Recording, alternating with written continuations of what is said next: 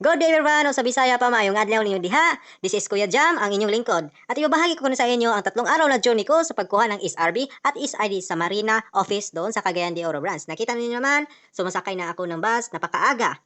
Take note po, bago pumunta sa Marina para kumuha ng SRB at SID. Importante po na malaman po ninyo na may babayaran kayo ng sa kabuuang presyo na 1,600 pesos. Inilagay ko po ang link sa description ng video na ito, ang steps sa pag-appoint para sa SRB at SID. So balikan ang content ng video na ito, ang 3 araw ko na journey sa pagkuha ng SRB at SID. Mayroon akong kasama dito.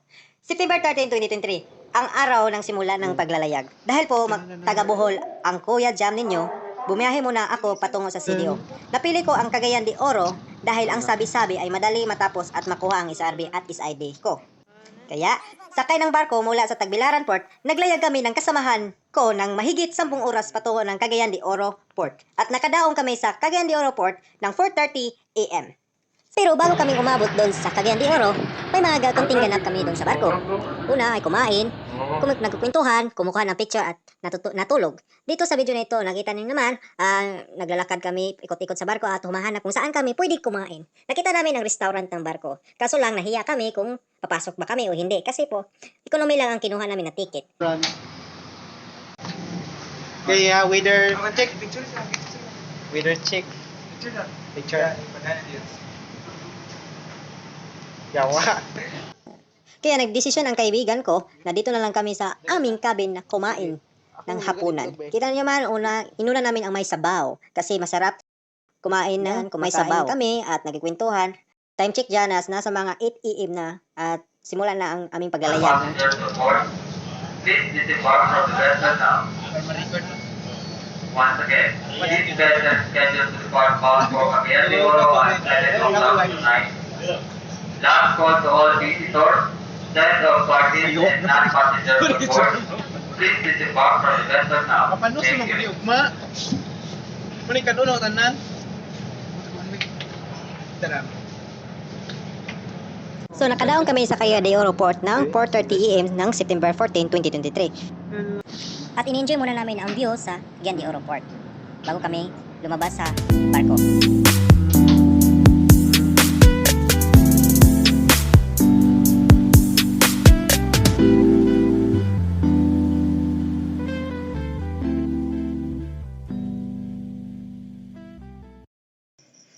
Kinabukasan ng araw ng September 15, araw ng appointment namin, maaga kaming pumunta sa Marina Office kasi natatakot kaming malate sa appointment time naming 10 AM. Natatakot kaming ma-forfeit.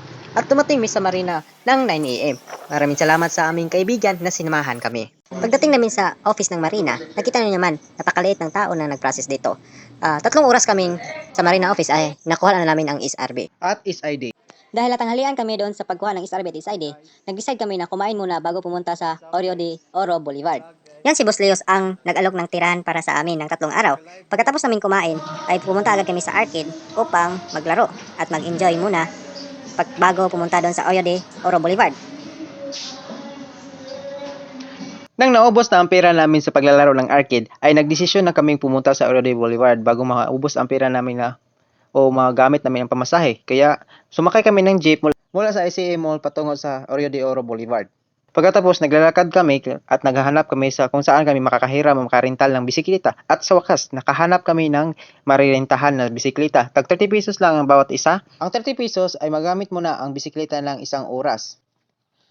Si Bro Leos ay prepare na kanyang phone upang kumuha ng video kasi first time daw niya dito na maglibot sa Oreo de Oro Boulevard.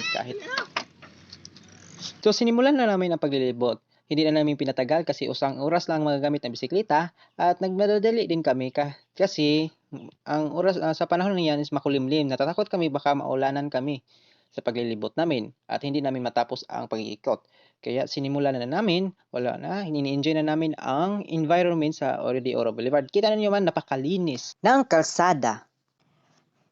Ito si Boss Oms, napakasaya niya kasi malinis ang kalsada yon. So si Bro Leotson, napakasaya din niya sa pagkukuha ng video. Binibidyohan din kami niya dito na kalimutan ko lang humingi ng yung video kasi naaliw na kami dito sa pagbibidyo at pagtitingin sa kapaligiran ng Oreo de Oro Boulevard. Pareho kaming first time dito kaya napakasaya. Pagkatapos niyan, iniikot na lang namin ang Oreo de Oro Boulevard hanggang matapos ang 1 oras. Hindi ko lang ito i-speed up ang video upang makita naman nyo ang ganda ng Rio de Oro Boulevard. Ikakat ko lang ang mga magagandang view dito tulad nito ng kanilang napakamagandang dilag. Alright, good. Si ate na magandang smile. First time yan tinawag na, hello ate, maganda ka. Alright. So, yun. Isa din yun sa napakagandang makikita nyo dito sa Rio de Oro Boulevard.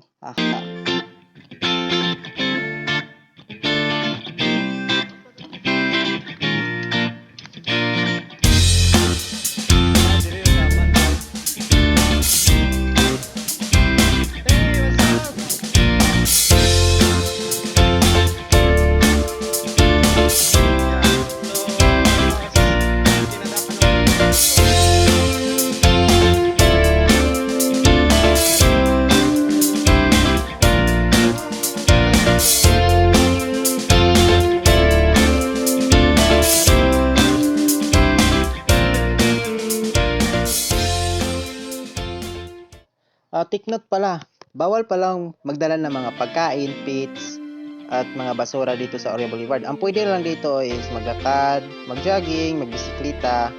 Yun lang ang pwede. Bawal ang magkumain dito sa Rio Boulevard kasi minimaintain nila ang linis ng karsada. Tingin ko yan ang unang rason kung bakit binabawalan ang pagpasok ng pagkain at mga pets. O pwede man dalhan nyo ang pets, kaya pasusuitin nyo ng Pampers ang pets nyo.